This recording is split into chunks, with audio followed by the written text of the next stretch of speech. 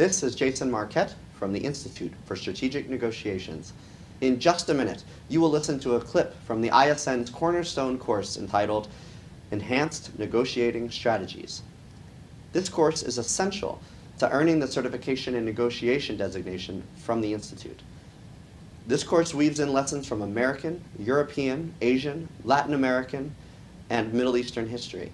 It also incorporates teachings from disciplines such as evolutionary psychology, persuasion, communications, human behavior, and game theory. The Institute's Enhanced Negotiating Strategies course provides negotiating lessons from world-class diplomats, business leaders, terrorist interrogators, car salesmen, as well as the teachings from the great thinkers such as Aristotle and Machiavelli. This course provides insights into advancing and repelling negotiating tactics such as signal jamming, atomic love, predatory graciousness, malicious obedience, human shields, the wounded dove, negotiating from the podium, damsel in distress, righteous indignation, the after party, the Russian front, the Hindenburg, lazy lawyer, and the mulligan. Now, here is a preview from the Institute's Enhanced Negotiating Strategies course. All right, so earlier today we talked about one of the best strategies to negotiate with a Goliath is simply to try to position yourself so you never have to negotiate with a Goliath, to avoid the negotiation. We talked about all the preparatory work you can do so you never are faced sitting across the table from a Goliath. But there are situations where you simply cannot avoid a negotiation with a company or organization much larger, much powerful than your own company. In those cases, it's often a good idea to try to broaden the field, increase the number of players that are going to be affected by the negotiation. So let me tell you a story about Kennecott. In the 1950s and 1960s, Kennecott had a partnership with the Chilean government whereby the two organizations, the Chilean government and Kennecott, would mine copper in Chile and sell it abroad. And for many years, this partnership between Kennecott and the Chilean government was very successful. Lots of money was being made. The workforce of the Chilean people was being elevated. They were learning new skills. The Kennecott was investing in infrastructure. They were financing the building of roads and hospitals and schools and so forth. So overall, the partnership was working very, very nicely for many years. All of a sudden, in the 1960s, the Chilean government informed Kennecott that they wanted to renegotiate the contract. And the Chilean government believed they had a lot of leverage in demanding to renegotiate the contract. The terms they put forth in the renegotiation were very aggressive, very favorable to the Chilean government, very unfavorable to Kennecott.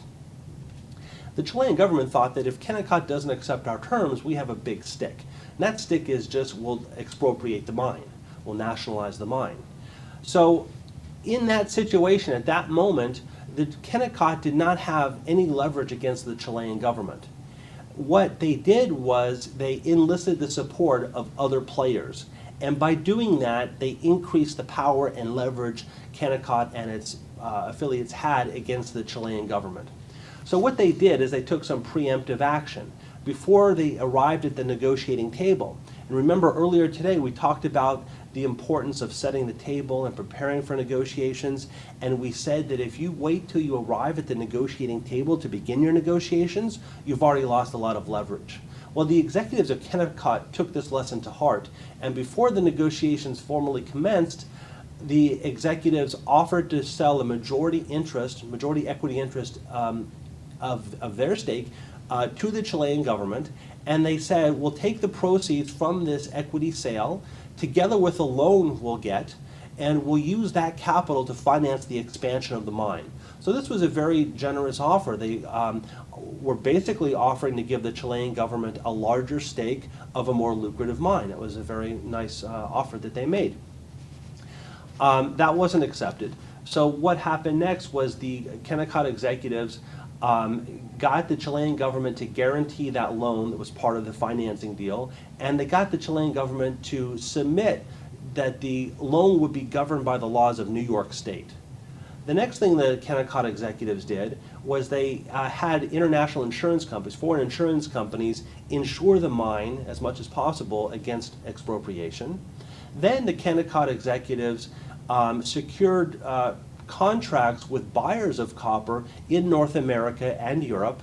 And then they devised an international financial consortium to back up the accounts receivable involved in these contracts. And they got Japanese banks and American banks and European banks to guarantee these contracts. And so what they did is they internationalized a very localized situation, and that gave them much more leverage, and the results of the renegotiations were much better than they would have been had they just looked at this as it's us, Kennecott, against the Chilean government. Just a couple other things I want to mention along these lines. The notion of invisible people at the table, or human shields. So if you're negotiating and the other side has much more leverage against you, and you don't like the terms that they're asking you to submit to, you can say something like, the terms you're asking us to submit to are unfavorable to our employees. Other people are going to get hurt if you force me to make this decision. And morally, ethically, I can't enter into an agreement that's going to hurt other people. Or it may hurt the community. Or it may hurt the environment. So these are invisible players at the table, and when they're people that you're alluding to, they can be called human shields. Another very good tactic to take is negotiating against the other side's interests. So if the other side is forcing you to make a concession, you can basically explain to them how you're accepting that concession, agreeing to that concession, is against the other side's interests.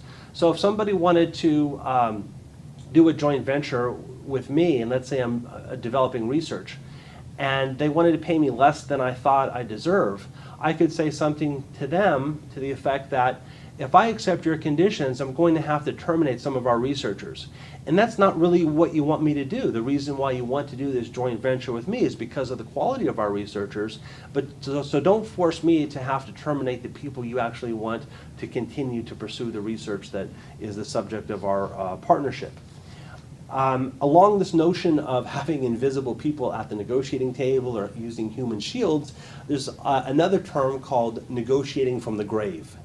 And an example of negotiating from the grave goes back to 2002 in Pennsylvania, in Hershey, Pennsylvania.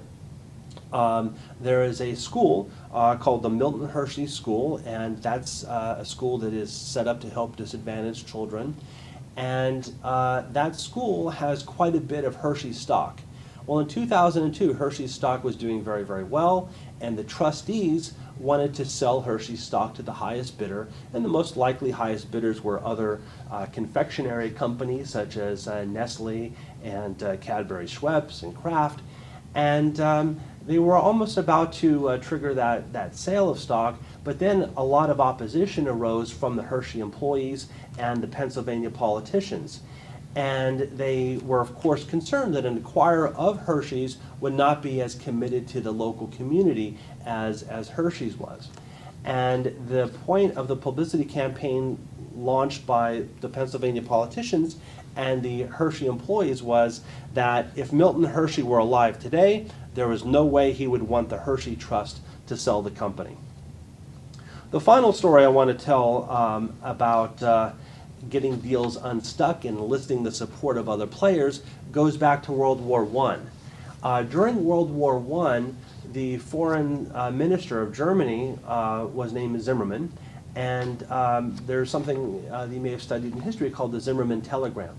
The Zimmermann telegram relates to when the Germans sent a telegram to their ambassador in Mexico instructing him to try to precipitate military conflict between Mexico and the United States. And the quid pro quo that the Germans promised the Mexicans was that if Mexicans fight against the United States and the German-Mexican alliance is successful, the Germans will grant a large part of the American territory to the government of Mexico. Well, that telegram was intercepted by the British, and the British deciphered the telegram, and you would think that they would communicate the contents of that telegram to the American generals or the American president, but they didn't. they actually saw to it that that telegram was published in newspapers throughout the country. The reason why they did that is to cause public sentiment to be in favor of the United States entering the war on the side of the British against the Germans. So that is another example of how to negotiate with a Goliath. If your deal is stuck, if you don't have a lot of power, you're having a hard time convincing the other side to do the deal you want to do, get other players involved, enlist their support on your side. To join an open enrollment course, earn your negotiating designation, or to schedule custom negotiations training for your organization, contact us at the Institute for Strategic Negotiations, 609-919-1895, extension 100, or email us at info@bdacademy.com.